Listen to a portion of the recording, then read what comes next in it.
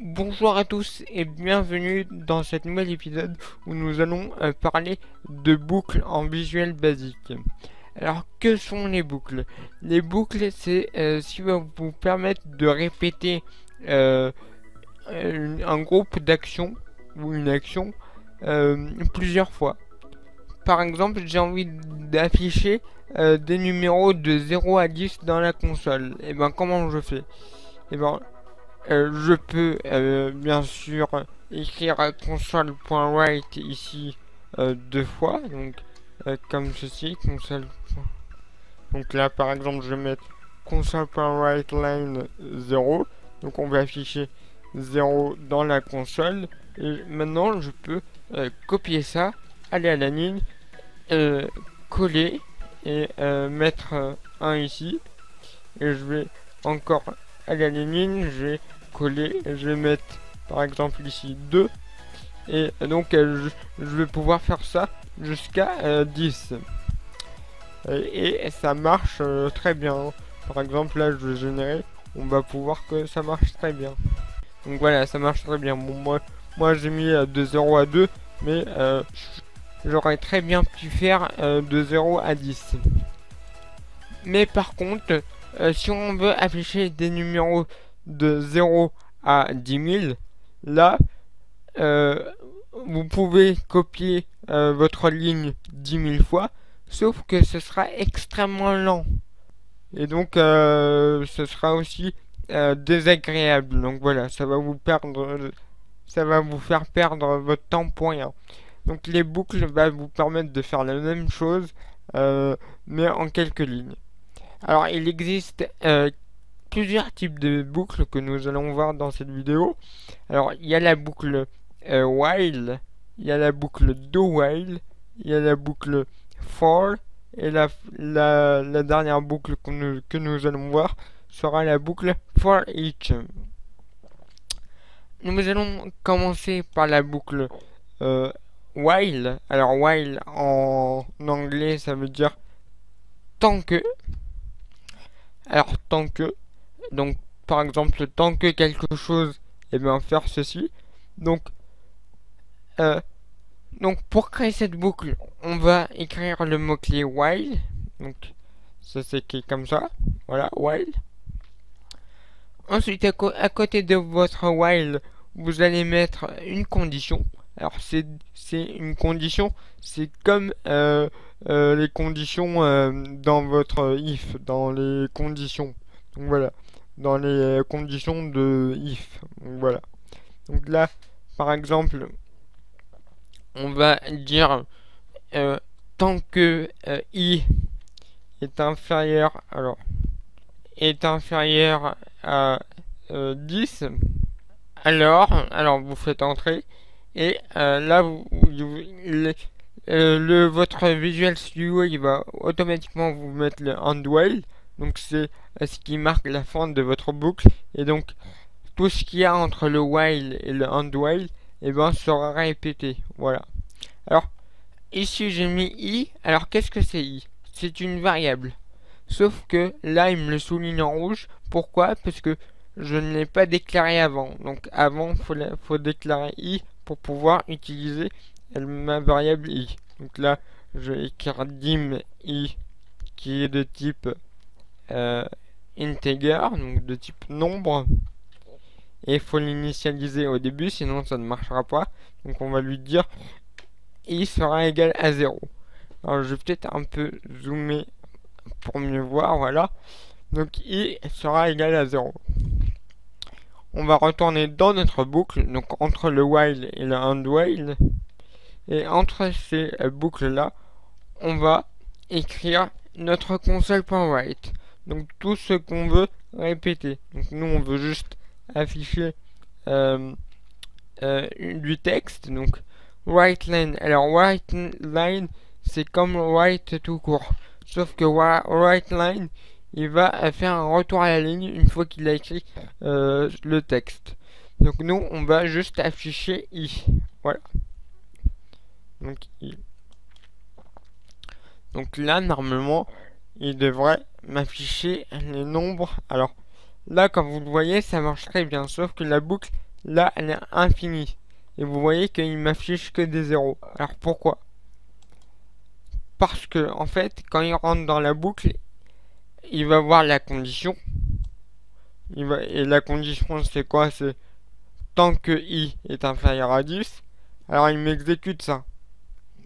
Sauf que là, le problème, c'est que i n'est pas incrémenté. Ça veut dire que i reste toujours à 0. Donc, comme i est toujours inférieur à 10, alors on quitte pas la boucle. Donc voilà, donc c'est pour ça aussi que ici on affiche que des zéros. Donc là, vous l'aurez compris, il faut incrémenter i. Pour cela, on va écrire i plus égale 1. Alors ça veut dire i plus 1, ça veut dire on incrémente i de 1. Voilà. Donc, je l'ai déjà expliqué, donc je vais pas le refaire. Donc maintenant, si on réexécute, vous pouvez voir que il m'affiche bien les nombres de 0 à 9. Alors pourquoi jusqu'à 9? Eh ben, parce que quand i ici est égal à 9 et qu'on lui incrémente de 1, donc là, i est égal à 10 à ce moment-là, et ben, lui, il va retourner dans la condition et il va voir que i est supérieur ou égal à 10, et dans ce cas-là, il va pas rentrer dans la boucle. Voilà. Donc, pour afficher les nombres de 0 à 10, ici, on va mettre inférieur ou égal. Voilà. Comme ça, même si i vaut 10, et ben, la condition sera vraie, puisque i sera inférieur ou égal à 10, et donc on va pouvoir afficher 10 dans la console. Voilà. Alors qu'est-ce qui se passe si au début de ma condition, enfin de ma boucle, i vaut déjà 11. Donc i n'est pas inférieur ou égal à 10. Et ben dans ce cas-là, on n'entre pas du tout dans notre boucle. Alors comment je fais si à ce moment-là je veux qu'au moins une fois le logiciel rentre dans la boucle, même si la condition n'est pas vraie? Au moins une fois, je veux rentrer dans la boucle. Et ben c'est simple, je vais utiliser un autre type de boucle qui est do while. Alors en français ça veut dire faire tant que. Alors on va mettre le mot-clé do à la ligne, et là on va mettre while, voilà, et ici notre condition. Donc ici on va mettre i, tant que i inférieur ou égal à 10, on répète la boucle. Et donc là je remets mon console.write line plutôt i, et si j'incrémente i de 1, sinon ça fera une boucle infinie. Donc attention aux boucles infinies, hein. Dans certains cas c'est pas grave, mais dans d'autres cas ça peut générer des bugs et complètement faire planter votre logiciel ou même votre ordinateur. Donc faites attention à ça. Donc là on peut voir que i est égal à 11, alors que là on lui demande d'entrer dans la boucle que si i est inférieur ou égal à 10. Sauf qu'avec ce type de boucle, on va pouvoir entrer au moins une fois dans la boucle. Donc là il m'affiche bien 11, voilà, même si i est inférieur ou égal, enfin est supérieur strictement à 10. Donc voilà. Donc de la même manière, si maintenant je mets i à 0, il va m'afficher les nombres de 0 à 10, comme avec l'ancienne boucle. Donc voilà. Il m'affiche pas le 11e chiffre. Voilà. Donc voilà pour ce type de boucle. Alors sachez qu'avec les boucles, hein, tout ce qui est après la boucle, donc là, la fin de la boucle, c'est cette ligne-là, hein, et tout ce qui est après cette ligne-là sera exécuté après que la condition soit, enfin la boucle soit terminée. Donc là, si par exemple je mets un console.write et que j'écris mon pseudo, par exemple, on va mettre writeLine, et là je vais écrire adman, par exemple, et bon, après qu'il m'ait exécuté la boucle, une fois qu'il a terminé la boucle, et ben il va m'afficher adman. Donc voilà. Donc comme vous pouvez le voir ici, donc il m'a affiché les nombres de 0 à 10 et après il m'a affiché mon pseudo ici adman. Donc voilà. Alors maintenant on va faire exactement la même chose mais avec encore une fois une autre type de boucle. Donc la boucle for. Alors la boucle for c'est celle que j'utilise presque tout le temps. Ça veut dire quoi for en anglais? Ça veut dire pour que. Alors on va l'utiliser, on va faire la même chose que tout à l'heure, mais avec la boucle for. Alors ce qui est bien avec la boucle for, c'est que on n'a pas besoin de variables qui sera incrémentée, puisqu'elle sera directement incrémentée et déclarée dans la boucle, dans la syntaxe de la boucle. Alors, on va écrire le mot-clé for. Alors, oui, for, mais comme ça, voilà. Après le mot-clé for, vous allez déclarer une variable, sauf que vous allez la déclarer sans le mot-clé dim. Donc là, par exemple, on va redéclarer notre variable i. Alors, il faut lui spécifier un type, donc elle sera encore une fois de type integer. Il faut lui donner une valeur, donc 0. Ensuite, vous allez mettre le mot-clé taux. Et là, vous allez mettre une valeur, par exemple 10. Alors, qu'est-ce que ça veut dire? Ça veut dire qu'en fait, votre boucle là, elle a une variable i, ok, qui vaut 0. Et que veut dire le taux 10? Mais en fait, à chaque fois que, à chaque tour de boucle, et ben i sera incrémenté de 1.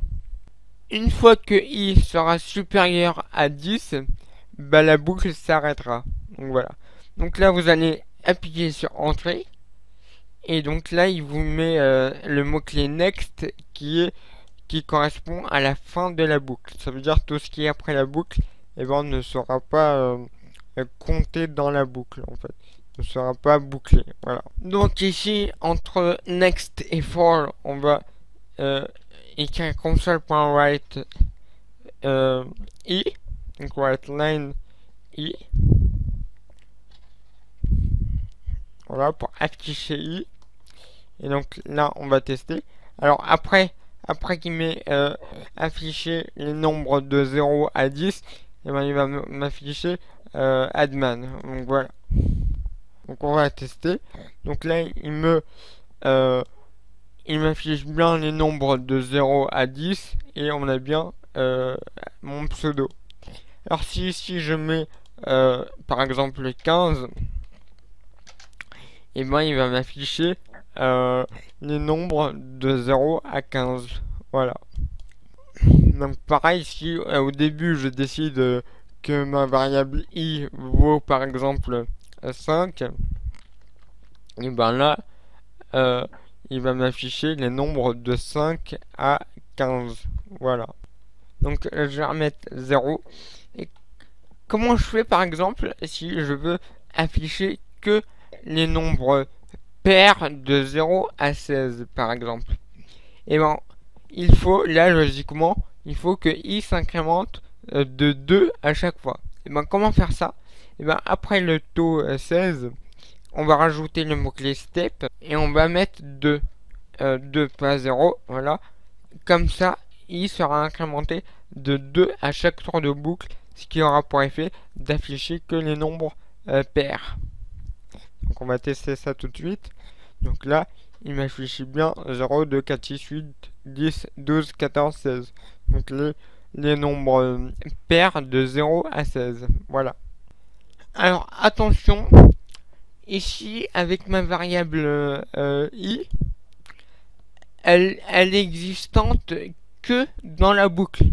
C'est-à-dire que la variable i ici, eh ben, vous pouvez l'utiliser que entre ce qu'il y a entre le mot for et le mot next.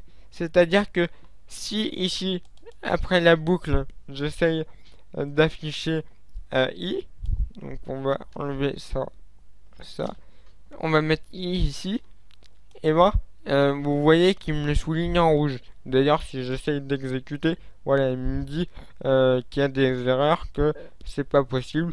Et là, on nous dit bien qu'il n'est pas que i n'est pas déclaré. Pourquoi? Parce que i appartient juste à la boucle. Donc voilà. Alors maintenant, on va passer à la boucle for each. Alors, c'est quoi la boucle for each? Bah déjà en français elle veut dire pour chaque, donc voilà. Alors cette boucle s'utilise avec les variables tableau. Alors j'ai déjà fait un épisode sur les variables tableau, donc je vais pas réexpliquer ce que sont les variables tableau, mais on va en créer une. Donc par exemple je vais recréer ma variable joueur que j'avais utilisée dans un épisode précédent. Joueur qui sera de type string, de type texte. Donc string, hop, voilà. Qui sera égal, donc on va mettre des joueurs, on va mettre... Alors oui, j'ai oublié les parenthèses ici, hop, voilà. Donc, on va utiliser la boucle for each, donc on va écrire ici for each, voilà, donc each, E-A-C-H, pour chaque, et là on va, donc comme avec la boucle for, on va déclarer une variable, donc on va représenter, on va reprendre notre variable i, alors pour changer je vais l'appeler x, voilà, ou ouais, donc j par exemple, pour joueur, donc on va lui mettre le type string. Alors moi j'ai mis le type string. Pourquoi? Parce que ma variable tableau est de type string aussi, hein. Si votre variable tableau est de type integer, alors ici vous devez mettre integer aussi. Donc votre variable que vous allez déclarer ici aura le même type que votre variable tableau.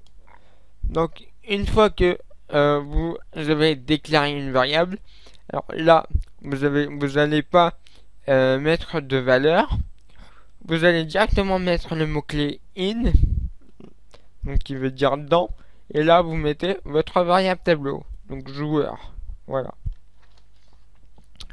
Donc vous allez appuyer sur entrée et vous avez le next qui correspond à la fin de votre boucle. Alors que va faire cette boucle?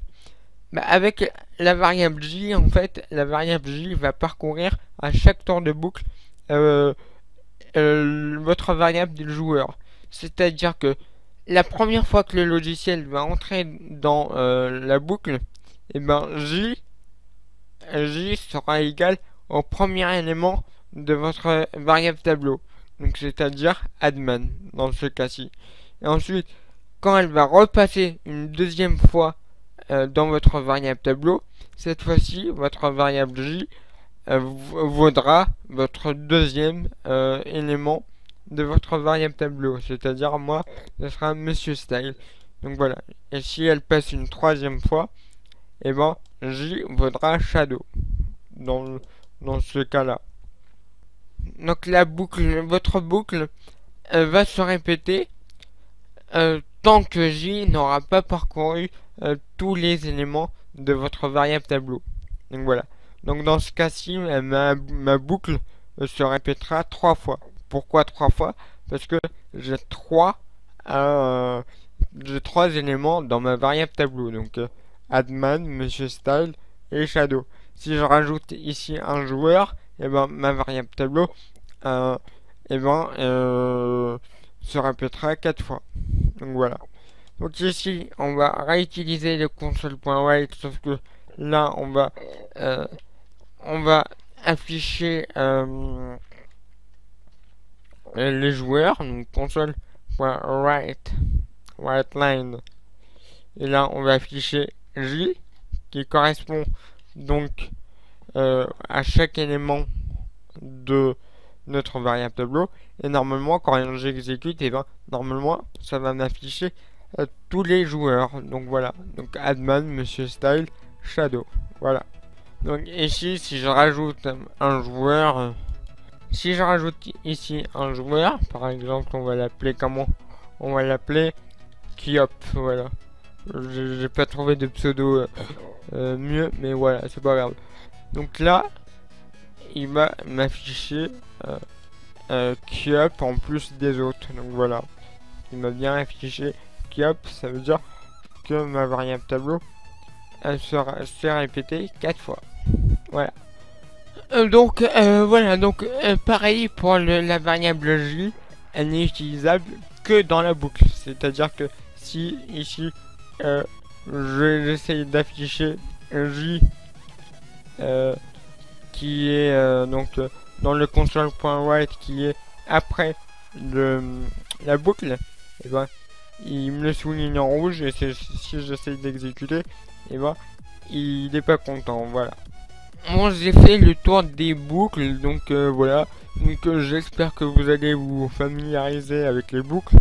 Alors pour la boucle while, il existe plein de conditions. Moi, tout à l'heure j'ai utilisé des chiffres, c'est-à-dire que j'ai comparé des nombres, mais vous pouvez aussi comparer des textes, comparer des booléennes, c'est-à-dire que si une variable est égale à true, enfin, tant qu'une variable est égale à true ou à false, et ben on répète une action tant que elle change pas d'état. Enfin bref, voilà. Donc écoutez, c'est la fin de cette vidéo, donc n'hésitez pas à poser vos questions si vous avez des questions. Si vous avez pas compris quelque chose, n'hésitez pas à me les poser, enfin me poser des questions dans les commentaires. Et sur ce, n'hésitez pas non plus à mettre un petit like pour savoir si la vidéo est bien ou elle est pourrie. Donc voilà, n'hésitez surtout pas à mettre un like. Et sur ce, je vous dis merci à vous et à la prochaine. Allez, ciao.